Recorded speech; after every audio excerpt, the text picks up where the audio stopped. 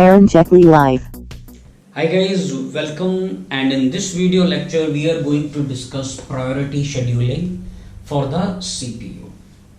So guys, if you have seen my previous videos, so we discussed first come first serve, shortest job first, and so on. Okay, in this video we are discussing another scheduling called as priority scheduling. Okay, so guys, what you have seen till now, you are aware of processes P1, P2, P5. You are aware of arrival time. You are aware of burst time. In priority scheduling, we have another factor which comes with all this information, that is the priority number. So guys, what is a priority scheduling? In priority scheduling, a priority number is attached to each process which tells how important that process is, or which tells the priority of that process. So guys, lowest the priority, okay, lowest the number, highest is the priority. Okay, for example, out of this, which process carries the lowest priority number? That is 1. So it means this process is most important and it should be executed first over other processes. So here first comes the priority, other things come later. Okay, now we are going to discuss priority scheduling with preemption. So what is preemption? Preemption means if a higher priority process comes, CPU can jump from the lower priority process to the higher priority process. Okay, so guys, let's do it now. Okay, now these are our processes. Again, arrival time. So process P2 and P4, they both arrived at time 0. So they both arrived at time 0. At 0 time, there were only two processes, that was P2 and P4. Now out of that, which has the high priority? That is process P2. Means, as I told you, lower is the number, higher is the priority. So what CPU will start? CPU will start with process P2, time is 0, and the process which CPU starts is P2. Okay, so then what happens when CPU finished 1 second of execution at time 1? Another process came. That is P3. Now CPU is already handling P2. And what is the priority of P2? Priority of P2 is 4. And what is the priority of P3?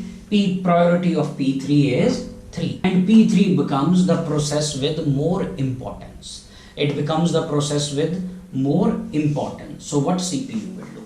At time 1, CPU will leave the process P2 and it will jump to process P3. And it will jump to process P3. Okay. Now, before we proceed further, process P2 has already finished 1 second of its burst. Okay, so now how much burst is remaining? It is remaining 2. Okay, so guys, now P3 started processing. So P3 needs 9 seconds to finish. Okay, P3 needs 9 seconds to finish. Now P3 also processed for 1 second, and then at time 2, process P1 came, and time 2 process P1 came. So now again P3 and P1, who has the higher priority? That is process P1. So CPU will jump from P3 to P1. It will jump from P3 to P1 after 1 second of finishing process P3. So now how much burst is left for P3? It was initially it needed 9 seconds. Already it has covered 1 second. So how much is left? That is 8. Now P1 started its processing. So P1 did 1 second, 2 second, 3 second. Okay, at time 5, another process came. So P1 needed 4 seconds. It already finished 3 seconds. So after it has finished the 3 seconds, at time 5, which process came? P5 came. Now again we check the priority. P5 and P1. P5 and P1. Which has the high priority? That is P5. That is P5. So at time 5, who starts? Process P5 starts. And process P5 starts. Okay, so after that, no other process, already they are there. So now out of these process, which has the highest priority? That is P5. So how much burst P5 needs? P5 needs 6 seconds. Okay, so it will finish its time 5 plus 6 at a time 11. P5 is completed. At time 11, P5 is completed. Now all these processes, they are waiting. All these processes, they are waiting for their turn. Now again CPU should pick which process. It will pick the process which has the highest priority between all these 4 processes. So which one is that? That process is P1. That process is P1. So P1, guys, here finished 3 seconds. So its total burst was 4. So how much is left for him is 1 second. How much left for him is 1 second. So what P1 will do? At time 11 again P1 will start. And at what time it will finish? After 1 second. At time 12 P1 will finish. Do you understand it? So here P1, when P5 was not there, P1 already finished 3 seconds, right? So total burst was 4, 3 he has done. So 1 it took, no, right? The remaining 1 it finished, no. Now P1 also gone. P1 also gone, right? Now again we are left with 2 processes, that is P3 and P2. So P3 burst we already adjusted. P3 burst we already adjusted, and what is the more priority out of these 2? P3 carries a higher priority. And how much burst was left for P3? Because P3 already finished 1 second and 1 gone. So earlier it was 9, so 8 is left. So then P3 will start at 12 and it will complete the full 8 seconds and it will end at 20. It will end at 20, right? Now P3 also finished. Okay, now again we have left with the 2 processes, P2 and P4. Again, which carries a high priority out of these 2? P2 carries the higher priority. Okay, and how much burst was left for P2? It needed, already it finished some part, so 2 was left. So it starts at time 20 and it finishes at time 22. So who goes here again? P2. Who goes there again?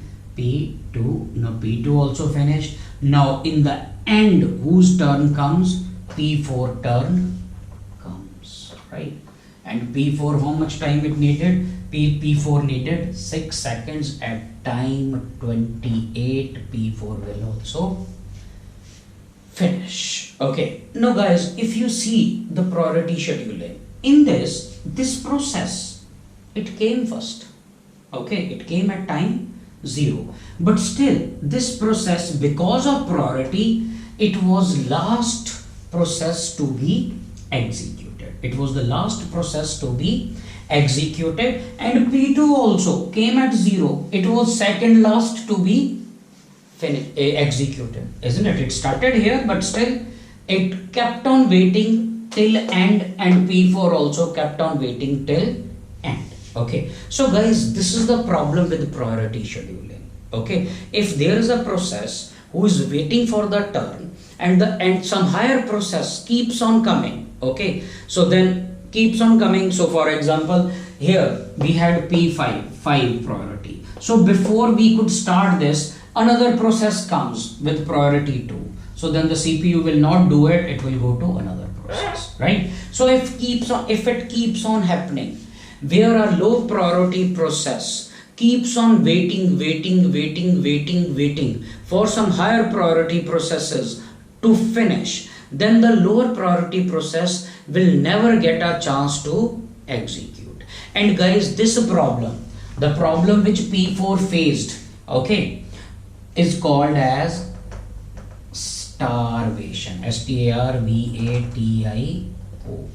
So what is starvation? Starvation is in a priority scheduling when one process which has a lower priority can never execute because it is waiting for the higher priority processes to finish. Okay, then that condition is called as starvation. And how do we solve the problem of starvation? By from time to time keep on increasing the priority of the low priority process, so that ultimately in some point of time it will get executed. So guys, this is the Gantt chart for our priority scheduling, and this is the average waiting time in priority scheduling.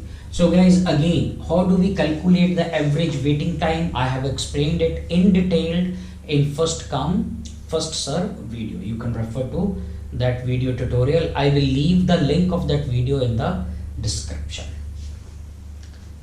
So guys, I hope you understand it, and I hope I made myself clear. So all of you, thanks for watching, and if you haven't subscribed to my channel yet, please do it, and all of you stay tuned.